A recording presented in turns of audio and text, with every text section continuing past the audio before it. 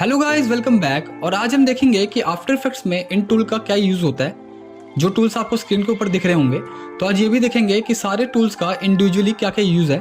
चलिए शुरू करते हैं। तो जो हमारा फर्स्ट टूल है वो है सिलेक्शन टूल। तो हम किसी भी चीज़ को सिलेक्ट करके उसको मूव कर सकते हैं कहीं पे भी, और इसके बारे में मेरे को ज़्यादा इन्फॉर्मेशन देने की जरूरत नहीं है, आप सबको पता ही होगा। और जो हमारा सेकंड टूल है वो है हैंड टूल। तो इससे हम किसी भी चीज़ को पैन कर सकते हैं। इसको हम कहीं पे भी वाई एंड एक्स एक्सिस में मूव कर सकते हैं, ऊपर नीचे की तरफ या फिर लेफ्ट राइट। और जो हमारा थर्ड टूल आता है वो है जूम टूल। जूम टूल को आप अगर कहीं पे भी रखेंगे और उसको क्लिक करेंगे तो ये जूम होना शुरू हो जाएगा। और जूम आउट करने के लिए आपको ऑल्ट क्लिक करना है, जिससे ये माइनस में आ जाएगा, आप देख सकते हैं स्क्रीन के ऊपर। और वापस आपको सेम क्लिक करना है और वापस ये छोटा हो जाएगा। और इसका एक और तरीका है जिससे आप इसको छोटा कर सकते हैं, वो है आप साइड में आपको एरो दिख रहा होगा, वहाँ से आप कर दीजिए फिट टू 100%, तो ये फिट हो जाएगा प्रॉपर स्क्रीन के ऊपर। और इसका एक शॉर्टकट भी है जिसे आप यूज़ कर सकते हैं। जैसे अपने माउस के मिडिल बटन को स्क्रॉल करेंगे तो ये जूम इन जूम आउट होगा।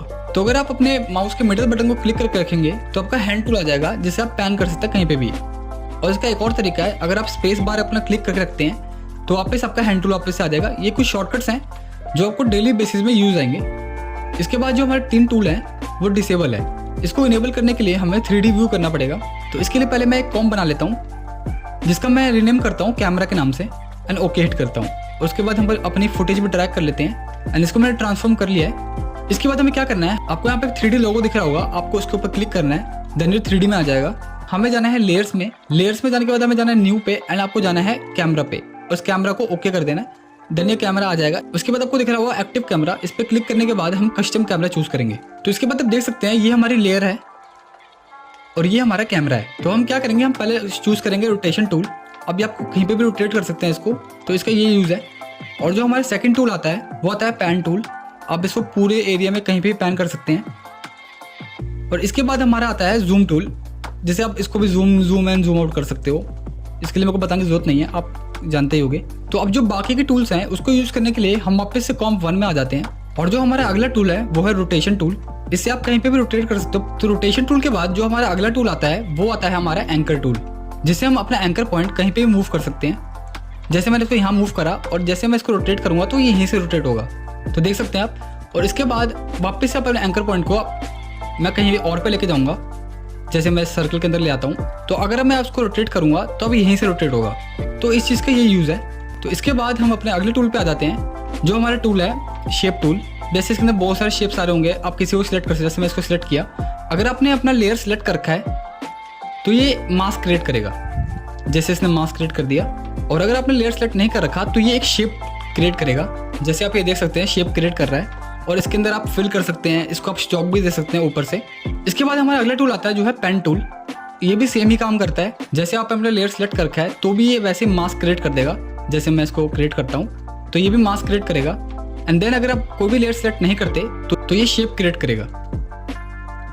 तो जो हमारा अगला टूल आता है वो है टाइप टूल। जैसे मैंने यहाँ पे कुछ भी टाइप करना है, जैसे मैं कुछ भी टाइप कर लेता हूँ यहाँ पे। और इसके अंदर 2 ऑप्शंस होते हैं आपके पास, हॉरिजॉन्टल एंड वर्टिकल। जैसे मैं आप वर्टिकल चूज करता हूँ तो ये वर्टिकली टाइप करेगा। तो गाइस जो हमारा अगला टूल है वो है ब्रश टूल। जैसे हम इस पर क्लिक करेंगे तो ये काम नहीं करेगा, ये वार्निंग देगा कि यहाँ पे नहीं चल सकता, ये लेयर में ही चलेगा। तो आपको लेयर के अंदर जाना पड़ेगा। तो इसके लिए आपको अपने लेयर के ऊपर डबल क्लिक करना पड़ेगा, एंड आप अपने लेयर के अंदर आ जाएंगे। जैसे अब यहाँ पे आप लिखना स्टार्ट करेंगे, कुछ भी लिखेंगे, ड्रॉ करेंगे तो ये ड्रॉ हो जाएगा। तो जो हमारा अगला टूल है वो है क्लोन टूल। और इसके बाद अगर आप इसे यूज करते हैं तो किसी भी चीज़ को ये क्लोन कर देगा, ऊपर नीचे की तरफ कहीं पे भी क्लोन कर देगा, कुछ भी। तो अब जो हमारा अगला टूल आता है वो है इरेज टूल। ये आप कहीं पे भी किसी चीज़ को इरेज कर सकते हैं, इसका बैकग्राउंड रिमूव हो जाएगा। तो ये जो सारे टूल्स हैं ये हमारे लेयर पैनल में ही काम करेंगे। तो जो हमारा अगला टूल है वो है रोटो ब्रश टूल। जैसे मैं कैन पे आप इसको क्लिक कर रहा हूँ तो ये इसको सिलेक्ट कर रहा है। तो अगर आपको उसको डिसलेक्ट करना है तो आपको ऑल्ट होल्ड करना है, तो ये माइनस में आ जाएगा और ये सारी चीज़ों को डिसलेक्ट करेगा।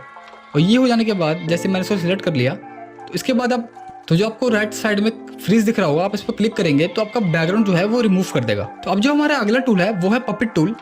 जैसे मैं इससे पॉइंट बनाता हूँ, जैसे मैंने इसको यहाँ पे पॉइंट बनाया, तो आप कहीं पे अगर पॉइंट बनाएंगे तो आप उसको एडजस्ट कर सकते हैं। जैसे मैं इसको खींचूंगा तो यहाँ पे खींच जाएगा, जैसे मैं इसको अंदर की तरफ करूँगा, बाहर की तरफ, तो वो वैसे ही हो जाएगा, ये अपना एडजस्ट कर लेगा खुद को। तो ये कुछ टूल्स थे, होप आपको प्रॉपर समझ में आया होगा टूल्स। अगर आपको कुछ भी समझ में नहीं आया तो आप कमेंट कर सकते हैं। अगर आपको वीडियो अच्छी लगी तो लाइक, सब्सक्राइब एंड फॉलो जरूर करें चैनल को। Thank you so much for watching. मिलते हैं अगली वीडियो में।